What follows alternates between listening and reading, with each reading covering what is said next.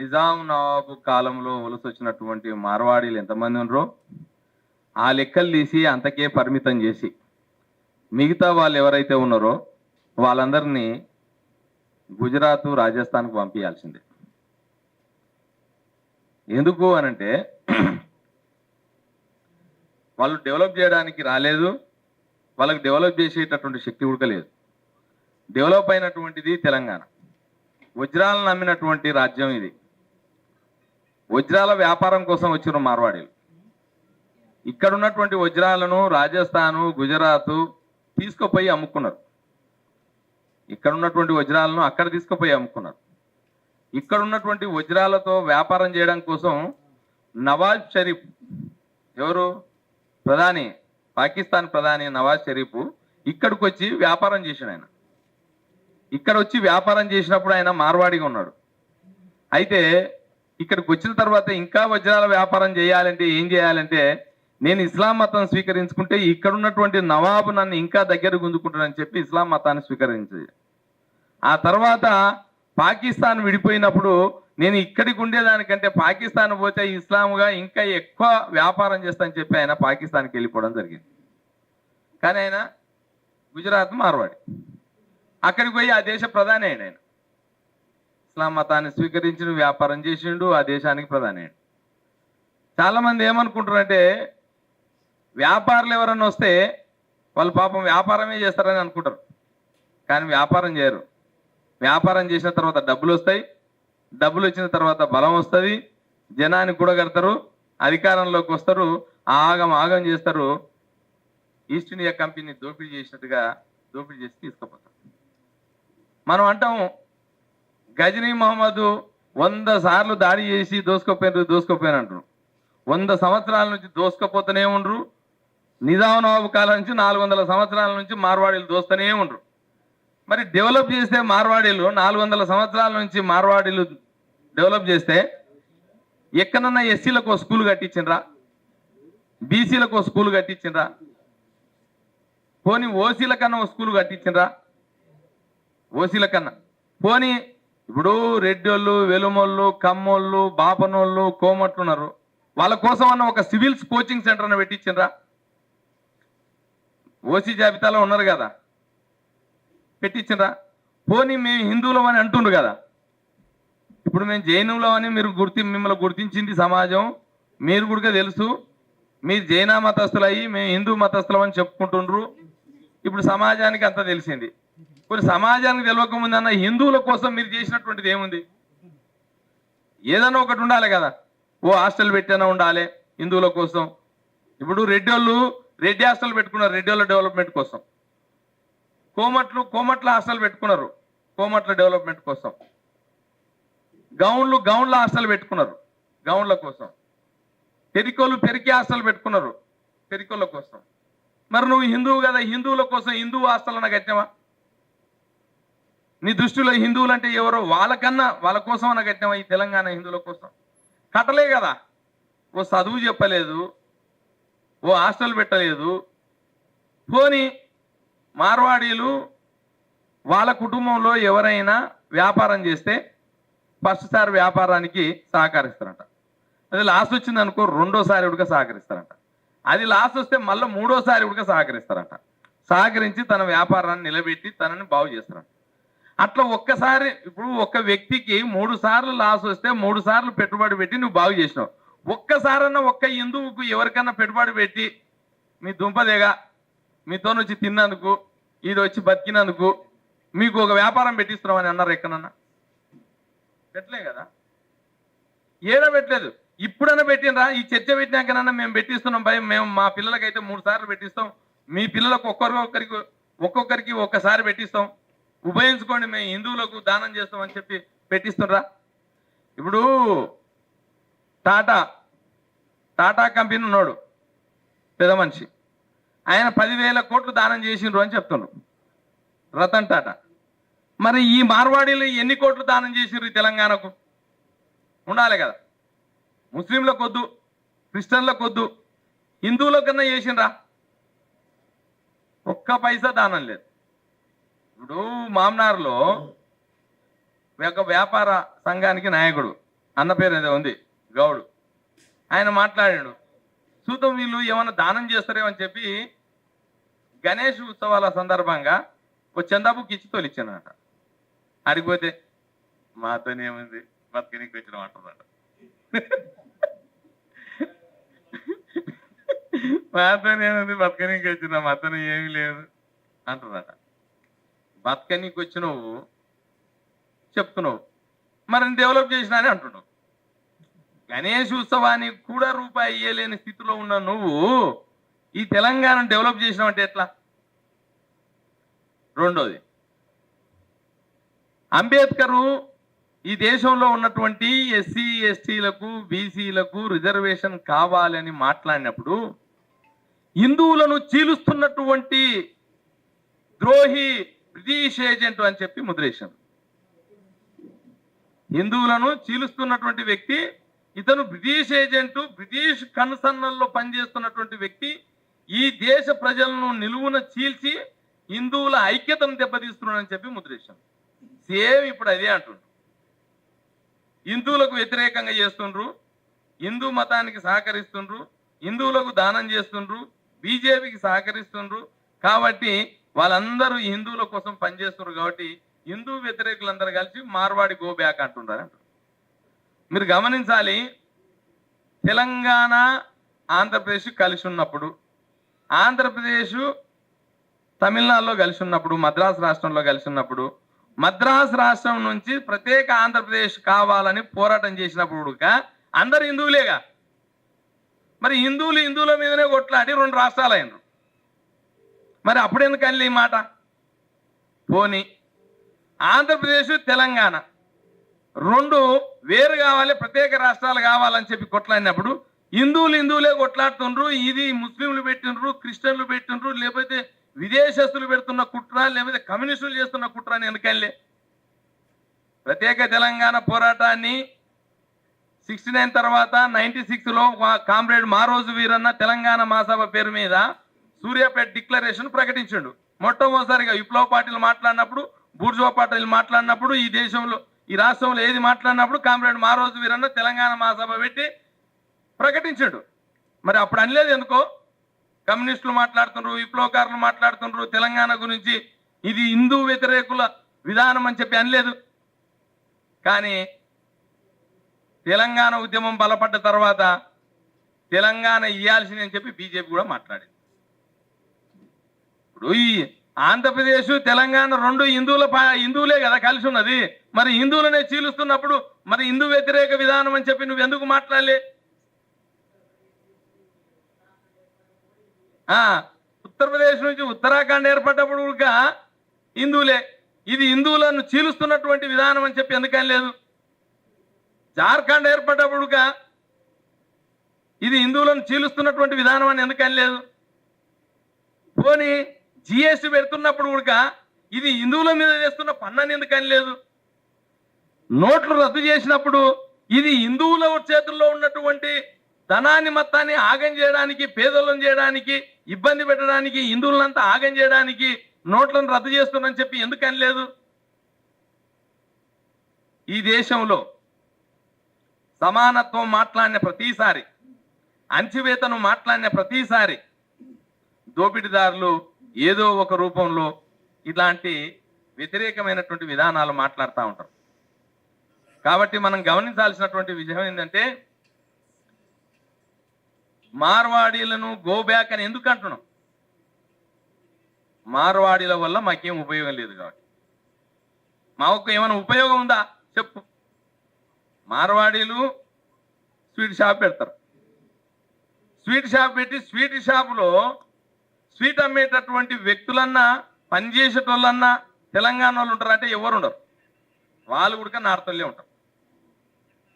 వాళ్ళు iron shop పెడతారు, iron షాపులో ఓనర్ ఆయన్నే, ఐరన్ షాపులో పనిచేసేటటువంటి హమాలీలు కూడా నార్తల్లే ఉంటారు. తెలంగాణ వాళ్ళకి ఏం ఉపయోగం లేదు. పోనీ మార్బుల్స్ కంపెనీ పెడతారు, ఆ కంపెనీ వాళ్ళదే, కంపెనీలో పనిచేసే వర్కర్స్ వాళ్ళే. వాళ్ళు షాపు పెడతారు, ఆ షాపులో ఓనరు వాళ్ళే, అందులో పనిచేసేటటువంటి వాళ్ళే. మార్బుల్స్ వేసేటటువంటి మేస్త్రీలు కూడా మార్వాడీలు సంబంధించినటువంటి నార్తోళ్ళే. ఎలక్ట్రీషియన్ షాప్ పెడతారు, కంపెనీ వాళ్ళదే, అందులో పనిచేసేటటువంటి వర్కర్స్ వాళ్ళే, అమ్మేటటువంటి వాళ్ళు, దానిలో పనిచేసేటటువంటి వాళ్ళు వాళ్ళే, బయట తీసుకుపోయి బోర్డులు పెడుతున్నటువంటి వాళ్ళు కూడా వాళ్ళే. తర్వాత వాళ్ళు రియల్ ఎస్టేట్ చేస్తుండ్రు, రియల్ ఎస్టేట్ చేస్తే బిల్డింగ్లు కడుతుండ్రు, వెంచర్లు వేస్తుండ్రు, తర్వాత ఐరిష్ పెద్ద 23-34 అంతస్తుల బిల్డింగ్లు కడుతుండ్రు, అందులో పనిచేసేటటువంటి మేస్త్రీలు నార్తోళ్ళే, కూలీలు నార్తోళ్ళే, తెలంగాణలో లేడుండ్రు. ఎలక్ట్రీషియన్ వాళ్ళే, మార్బుల్స్ వాళ్ళే, బండలు వాళ్ళే వేసిరి, సంపులు వాళ్ళే కట్టిరి, సీకులు వాళ్ళే తెచ్చిరి, సిమెంట్ వాళ్ళే తెచ్చిరి, వాళ్ళ కంపెనీల నుంచే వచ్చాయి. ఏడుండ్రు తెలంగాణలో? లేనే లేదు. ఇప్పుడు ఆగా ఖాన్ అని స్కూల్ పెట్టారు పెద్దది, ఫస్ట్ క్లాస్ పిల్లగానికి 15 లక్షలు, ఫస్ట్ క్లాస్ పిల్లగానికి 15 లక్షలు, చంద్రబాబు మనోడు అందులో చదువుతున్నాడు. మరి అందులో డబ్బు లేని పేదలకు ఎవరికైనా సీట్ ఇచ్చినాం? ఒకరికన్నా హిందువులకు, డబ్బు లేని హిందువులకు, కోమట్లకో, రెడ్డులకో, వెల్లుమల్లకో, సరే ఎస్సీ ఎస్టీ బీసీలకంటే ఎట్లు ఇవ్వలే, కంజాతి కొడుకు, కంజాతి కొడుకు, కంజాతి కొడుకు ఏమవుతు పోనీ. నేనేమంటే రెడ్డోళ్లకు, వెల్లుమల్లకు, కమ్మోళ్లకు, బాపనులకు, కోమట్లకు వాళ్ళకి పాపం దానిలో కూడా పేదోళ్ళు ఉన్నారు కదా, పేదోళ్ళు ఉన్నారని మనం ఒప్పుకుంటున్నాం, దేశం అంతా ఒప్పుకుంటుంది, అది వాస్తవం కూడా. వాళ్ళకన్నా బీజేపీ కార్యకర్తలకి పోనీ, బీజేపీ కార్యకర్తలకి 20% ఆగా ఖాన్లో 20% ఇయ్యవు. పోనీ నువ్వు పెట్టిన స్వీట్ హౌస్ ఈ పండుగలు వచ్చినప్పుడు ఒక 20% దానం చేయి. స్వీట్ చేసినావా ఏ పండుగ కన్నా? చేయలే. పోనీ దేవాలయాలు కట్టేటటువంటి దేవాలయాల కన్నా నీవు సిమెంటు, సీకు ఈ రాష్ట్రంలో కట్టేటటువంటి ఏ దేవాలయాల కన్నా, ఊర్లలో కట్టేటటువంటి పోషామ కట్టే ఎట్లా ఇవ్వలే, కనీసం మిగతా దేవుళ్ళ కన్నా ఇస్తున్నావా? లేదు. మరి నువ్వు ఎక్కడ ఒక దానం లేదు, ధర్మము లేదు, ఏది లేకుండా నువ్వు ఎట్లా ఈ తెలంగాణలో డెవలప్ చేస్తున్నానంటావు? ఈ తెలంగాణలో మేము 400 సంవత్సరాల నుంచి ఈ సమాజం కోసం, ఈ సంస్కృతి కోసం పాటుపడుతున్నాను నువ్వు ఎట్లా చెప్తావు? లేదు కదా అవకాశం అసలు. మరి ఏడు అవకాశం లేనప్పుడు మేము పెట్టుకున్నటువంటి సంస్కృతి సాంప్రదాయాలకు సంబంధించినటువంటి వృత్తులను దెబ్బకొట్టినప్పుడు నువ్వు మాకెందుకు అని అంటున్నావు. చాలా మంది ఏమనుకుంటారంటే నొదుట పెట్టే బొట్టు ఉంది కదా సింధూరము, అది కంపెనీల నుంచి వచ్చే కుంకుమ అనుకుంటారు. కానీ ఆ కుంకుమ తయారు చేసింది ఎవరో తెలుసా? 400 సంవత్సరాల క్రితం ఎరకలోళ్ళు. ఎరకలోళ్ళు కుంకుమం తయారు చేసి దేశమంతా అమ్మారు. కానీ ఈరోజు ఆ కుంకుమ తయారు చేసే విధానం ఎరకలోళ్ళ చేతుల్లో లేదు. ఎవరు దెబ్బ కొట్టిండ్రు? అది మార్వాడీలే దెబ్బ కొట్టిండ్రు. కంపెనీలు పెట్టిండ్రు, కెమికల్ తీసుకొచ్చిండ్రు, సింధూరం కుంకుమ అని చెప్పి తయారు చేసిండ్రు, మార్కెట్లకు తీసుకొచ్చిండ్రు. వాళ్ళతో పోటీ పడలేని స్థితి ఎరకలోళ్ళది. కాబట్టి కుంకుమ వృత్తిని వదులుకున్నాడు. కుంకుమ మానపాడు, వడ్ల మానపాడు, భోగం మానపాడు అని ఉంటుంది. ఈ కుంకుమ మానపాడు అనేటటువంటి వంశము దేశవ్యాప్తంగా కుంకుమ నమ్మినటువంటి చరిత్ర. అది హిందూ మతానికో ఇంకో దానికోసం తయారు చేసినటువంటిది కాదు. అది కుంకుమ ఎందుకోసం తయారు చేసిండ్రు అంటే ఆయుర్వేదంలో భాగంగా తయారు చేసి అమ్మినటువంటి చరిత్ర ఎరకలది. కాటుక, హైటెక్స్ కాటుక ఎవరు తయారు చేశారు? ఎరకలోళ్ళు తయారు చేశారు. ఏంది కాటుక అంటే 121 మూలికలను పెన్నం కింద పెట్టి కాలుస్తే వచ్చినటువంటి బూడిదను 33 నూనెల్లో కలిపి తయారు చేసేటటువంటిది కాటుక. ఏమవుతుంది ఆ కాటుక? కళ్ళకు పెట్టుకుంటే నల్లంగి మీద నల్ల సీమ నల్లరాత్రి కనపడుతుంది, చీకట్లో కనపడుతుంది, పగల్లో కాదు. పగలంటే ఇంకా అసలు లెక్కనే లేదు. చీకట్లో కూడా నల్ల సీమ కనపడేటటువంటి కాటుకను కనిపెట్టి అమ్మినటువంటి చరిత్ర ఎరకలలేదు. ఆ కాటుక లేదు. మరి నువ్వు ఏం కనిపెట్టావు? సంస్కృతి. ఇప్పుడు కుంకుమ పెట్టుకొని తిరుగుతుండ్రు, కుంకుమ ఎరకలున్నది, కాటుక ఎరకలున్నది. కాటుకను కుంకుమను దెబ్బకొట్టి ఆ కుంకుమను నువ్వు అమ్మి మార్కెట్ చేసుకొని హైటెక్స్ కుంకుమని లేకపోతే ఇంకో కుంకుమని చెప్పి తీసుకొచ్చి అమ్మి నువ్వు ఇది మా సంస్కృతి అంటే ఎట్లా? బొట్టు పెట్టుకున్నంత మాత్రం సంస్కృతి నీదైతా? కాదు కదా. సంస్కృతి అది మాది, బొట్టు సంస్కృతి మాది, కాటక సంస్కృతి మాది. ఇప్పుడు బండి సంజయ్ అన్న సెంట్రల్ మినిస్టర్ అయ్యి ఈ తెలంగాణ ప్రజలకు, ఈ హిందువులకు రక్షణగా అండగా కొండలాగా ఉంటాడు అనుకుంటే గండి కొడుతున్నాడు తెలంగాణ హిందువులను. ఎందుకు? ఇప్పుడు ఆయన గెలిపించింది కరీంనగర్ ప్రజలు, హిందువులు కదా. మరి నువ్వు ఎవరి తరపున మాట్లాడాలి? హిందువుల తరపున మాట్లాడాలి కదా. జైన మతస్థుల తరపున మాట్లాడుతున్నావు, జైన మతస్థుల తరపున మాట్లాడుతున్నావు, హిందువుల తరపున మాట్లాడాలి. కోమట్లు ఏమైనా వ్యతిరేకించరా? నిన్ను రెడ్లు వ్యతిరేకించరా? కమ్మలు వ్యతిరేకించరా? వెలమలు వ్యతిరేకించరా? ఈ రాష్ట్రంలో బీసీలు వ్యతిరేకించరా? ఎవరు వ్యతిరేకించారు? మున్నూరు కాపోళ్ళు తెలంగాణలో చాలా మంది ఎలక్ట్రీషియన్ వర్క్ చేస్తూ ఉంటారు. ఎలక్ట్రీషియన్ వర్కర్స్ వాళ్ళు చాలా మంది మున్నూరు కాపోళ్ళు. వాళ్ళందరూ ఇప్పుడు మార్వాడీలు వచ్చినా కనుక మార్వాడీలు ఎలక్ట్రీషియన్ షాపులు పెట్టిన తర్వాత ఆ ఎలక్ట్రీషియన్ వర్క్ వాళ్ళు చేయలేని స్థితికి వెళ్ళిపోయినారు. ఎందుకంటే వాళ్ళకి పనులు ఇస్తలేరు. ఈ ఎలక్ట్రీషియన్ షాప్కి వస్తే వర్కర్ను ఉడక వీళ్ళే పంపిస్తున్నారు. వాళ్ళ పరిస్థితి ఘోరమైపోయినటువంటి స్థితి. ఒక మున్నూరు కాపు కులంలో పుట్టినటువంటి బండి సంజయ్ అన్న నువ్వు ఎట్లా మాట్లాడాలనే? నువ్వు తెలంగాణ హిందువుల తరఫున మాట్లాడాలి, కానీ తెలంగాణ హిందువుల తరఫున మాట్లాడతలేవు. ఈ తెలంగాణ ప్రజలకు రక్షణగా ఉండాల్సినటువంటి వాడు నువ్వు రక్షణగా ఉండకుండా చేస్తున్నటువంటి పరిస్థితి. ఇంకోటి, తెలంగాణలో ఉమ్మడి ఆంధ్రప్రదేశ్లో సెంట్రల్ గవర్నమెంట్ ఉద్యోగాలు ఉన్నాయి. సెంట్రల్ గవర్నమెంట్ ఉద్యోగాలు మొత్తం నార్తలకి పోతున్నాయి. రైల్వే డిపార్ట్మెంట్లో ఆంధ్రోళ్ళు తమిళనాడు కలిసి ఉన్నప్పుడు మాత్రమే తమిళనాడు నుంచి వచ్చినటువంటి ఉద్యోగులు ఉన్నారంట రైల్వే డిపార్ట్మెంట్లో.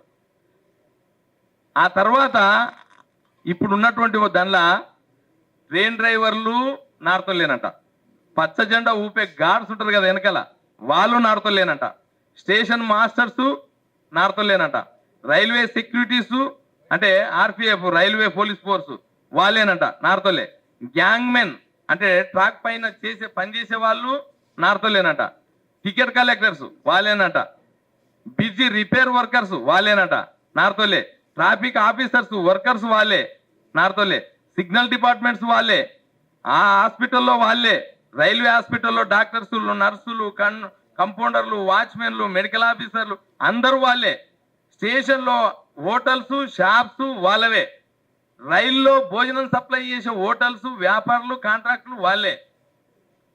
మొత్తం రాజస్థాను, గుజరాత్, బీహార్ నుంచి చేస్తూ ఉంటారంట.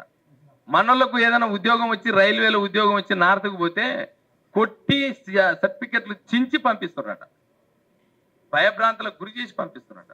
మరి ఇక్కడ ఉన్నటువంటి ఎంపీలు, బీజేపీ ఎంపీలు కావచ్చు, కాంగ్రెస్ ఎంపీలు కావచ్చు, టిఆర్ఎస్ ఎంపీలు కావచ్చు, అన్ని పార్టీల ఎంపీలు ఈ రాష్ట్రంలో 80% ఉండాల్సినటువంటి ఉద్యోగాలు, అది రైల్వే స్టేషన్లో కానీ, రైల్వేలో కానీ, అది కేంద్రీయ విద్యాలయంలో కానీ, కేంద్రీయ స్కూళ్ళల్లో కానీ, సిసిఎంబిలో కానీ, సైంటిస్టుల్లో కానీ, లేకపోతే ఆర్మీలో కానీ, ఇక్కడ ఉండేటటువంటి ఫోర్సులు ఏవైతే ఉన్నాయో ఆ ఫోర్సులలో కానీ 80% ఉద్యోగాలు మనకు ఉండాలని చెప్పి మాట్లాడాల్సినటువంటి అవసరం వీళ్ళకు ఉంది కదా. ఒక్కరు మాట్లాడరు. గెలిపిస్తున్నది మనం, మాట్లాడుతున్నది వాళ్ళ తరపున. కాబట్టి మిత్రులారా, ఈ రాష్ట్రంలో ఎస్సీ ఎస్టీ బీసీలు మొత్తం వర్కర్స్గా ఉన్నారు, బాగా గమనించాలి. నేను పొద్దుగాల ఉస్మాన్ యూనివర్సిటీలో లిఫ్ట్ అడుగుతుంటా, చాలా మంది నా ముఖం చూసుకుంటూ పోతుంటారు కానీ లిఫ్ట్ ఎవరు ఇయ్యరు. ముఖం చూసుకుంటూ పోతుంటారు, దాదాపు ఒక 500-600 మంది పోతారు, బైక్లు వేసుకొని పోతా ఉంటారు. ఎవరో ఒక మురికి బట్టలలో పని చేసుకొని వచ్చేటటువంటి వాళ్ళు, మురికి బట్టలలో వాళ్ళు వీళ్ళు ఆపితే కొంచెం ఆపి ఎక్కించుకొని వస్తారు. నాకేమనిపించిందంటే తెలంగాణ ప్రజల్లో లిఫ్ట్ ఇచ్చే జాతి కాదు ఇది. తెలంగాణ జాతి మొత్తం లిఫ్ట్ ఇచ్చే జాతి కాదు, చూసుకుంటూ పోయే జాతి. ఇప్పుడు మార్వాడి గోప్యాక్ అంటే చూస్తున్నారు తప్ప ఎవడు బయటికి వెళ్తలేడు. నేను నీ ఇంటికి వచ్చి, నీ షాపుకి వచ్చి, నీ తోనికి వచ్చి చెప్పేదాకా నువ్వు బయటికి వెళ్ళకపోతే ఎట్లా? వెళ్ళాలి కదా బయటికి, ఎక్కడికక్కడ బయటికి వెళ్ళి మార్వాడి గోబ్యాక్ అని చెప్పి ర్యాలీలు చేయాలి కదా. తెలంగాణ వ్యాపారులు వేరే రాష్ట్రాల వ్యాపారుల సంగతి వదిలేయి, తెలంగాణలో పనిచేసేటటువంటి వ్యాపారులు కూడా నార్తోలోనే పెట్టుకుంటున్నారు. వాళ్ళు రెస్టారెంట్ పెట్టుకొని నార్తోలోనే పెట్టుకుంటున్నారు. బోర్వెల్స్ పెట్టుకొని వాళ్ళనే పెట్టుకుంటున్నారు, నార్తలనే పెట్టుకుంటున్నారు. మిల్లులు పెట్టుకొని, రైస్ మిల్లులు పెట్టుకొని నార్తలనే పెట్టుకుంటుండ్రు. ఏదైనా ఫంక్షన్ హాల్ పెట్టుకుంటే నార్తలనే పెట్టుకుంటుండ్రు. ఇట్లా తెలంగాణ వ్యాపారులు కూడా నార్తలను పెట్టుకునేటటువంటి విధానానికి స్వస్తి పలికి తెలంగాణ వాళ్ళని పెట్టుకునేటటువంటి పరిస్థితి రావాలి. తెలంగాణలో ఎవరు కంపెనీ పెట్టినా 80% ఉద్యోగాలు, ఉపాధి తెలంగాణ వాళ్ళకే ఇవ్వాలి. ఇంకొక విషయం ఏంటంటే, చాలామంది ఏమంటున్నారంటే, అని మార్వాడీలను ఎందుకు గో బ్యాక్ అంటున్నారు. సోనియా గాంధీ ఇటలీ నుంచి వచ్చిందని చెప్పి ఈ దేశానికి ప్రధాని కానియలే. సోనియా గాంధీ ఇటలీ దేశస్త్రాలు, ఈ దేశానికి ప్రధాని కావడానికి హక్కు లేదు అని చెప్పి బీజేపీలో పెట్టినరు. మరి ఏ రాష్ట్రం నుంచో వచ్చి ఈ రాష్ట్రంలో ఎమ్మెల్యే అవుతాం, ఎంపీ అవుతాం, కార్పొరేటర్ అవుతాం, కౌన్సిలర్ అవుతాం, వ్యాపారం చేస్తామంటే ఎట్లా? కాదు కదా. ఇంతకుముందు జిల్కర్ సింగ్ చెప్పాడు, తెలంగాణ సాయుధ పోరాటం ద్వారా ఈ సమాజం కోసం, ఈ తెలంగాణ కోసం త్యాగం చేసినటువంటి ప్రజలు 69 మూమెంట్లో కానీ, లేకపోతే మొన్న 2009 మూమెంట్లో కానీ ఈ తెలంగాణ కోసం త్యాగం చేసి ప్రాణాలు అర్పించి పోరాటం చేసినటువంటి ప్రజలకు న్యాయం జరగకుండా ఎవరికో న్యాయం జరుగుతుందంటే, ఏ బిడ్డలకో న్యాయం జరుగుతుందంటే, ఏ వ్యాపారికో న్యాయం జరుగుతుందంటే ఈ తెలంగాణ ప్రజలు చూస్తూ ఉంటారా? చూసుకుంటూ ఉండాలనా? కాబట్టి తెలంగాణలో ఉన్నటువంటి మేధావులారా, విద్యార్థులారా, యువకులారా, ప్రజల్లారా, ప్రజా సంఘాలారా, అన్ని కులాల యొక్క నాయకులారా, ఈ మార్వాడి గోబ్యాగు ఉద్యమంలో మరో తెలంగాణ ఉద్యమంలాగా పాల్గొనాలని, ఈ ఉద్యమాన్ని ఉధృతం చేసి తెలంగాణ హక్కులను, తెలంగాణ ఉద్యోగాలను, తెలంగాణ ఉపాధిని, తెలంగాణ వ్యాపారాలను కాపాడుకోవాలని చెప్పి మరొక్కసారి పిలుపునిస్తూ ఇంతటితో ముగిస్తున్నాను. Thank you. థ్యాంక్ యూ రవణ. వాళ్ళు ఎక్కడ ఉండరు, దోపిడీ చేసే దగ్గర ఉంటారన్న. మీరు చెప్పినట్టు మా విమలక్కల గోసి గొంగడేసుకున్న వాళ్ళ ఇక్కడ ఉన్నటువంటి ప్రతి ఒక్కరు ఏదో ఒక పాటో పల్లెమో, తెలంగాణలో సబ్బండ కులాలు అనేక ఉద్యమాలు ఉన్నారు. వాళ్ళు ఎప్పుడైనా సరే పెట్రోల్ రేటు పెరిగినా, గ్యాస్ రేటు పెరిగినా, డీజిల్ రేటు పెరిగినా, నాకు తెలిసి నక్సలైట్ లైన్ వాళ్ళంతా 90% మాలమాది వాళ్ళు ఉంటారు. ఎందుకంటే దొరలకు భూస్వాములకు వ్యతిరేకమైన వీళ్ళు నక్సలైట్ ఉద్యమంలో ఉన్నోళ్ళు కాదు, సిపిఐ సిపిఎం పార్టీలో ఉన్నోళ్ళు కాదు, ఏ ప్రజా ఉద్యమాలు ఉండవు. నాకు తెలిసి ఎన్నికలు వచ్చినప్పుడు దుకాణం బంద్ చేసి కూడా ఓటేయడం ఆయన. కాబట్టి వీళ్ళు ఒక సంఘ విద్రోహులు. కాబట్టి మీరేమంటారు అంటే, మీరు చేసుకుంటే చేసుకోండి, కానీ మా పైన దాడులు చేస్తాం, మా మీద ఆధిపత్యం చెలాయిస్తామంటే ఇది తెలంగాణ గుర్తుపెట్టుకోండి. మీ నరేంద్ర మోడీ గారికి అయినటువంటి శగ మణిపూర్లో ఏ విధంగా తగిలిందో మీకు కూడా తగులుద్ది. మేము ప్రజాస్వామ్య పద్ధతిలో మీకు బుద్ధి చెప్తాం. మీరు రెచ్చగొట్టేటువంటి ప్రయత్నం చేస్తే మా పిడమర్తి రవాణా చెప్పినటువంటి స్టైల్లో మీరు సమాధానం చెప్పాల్సి ఉంది. Thank you. గుడిపల్లి రవాణాకు మరొకసారి ప్రత్యేకమైన ధన్యవాదాలు తెలియజేసుకుంటూ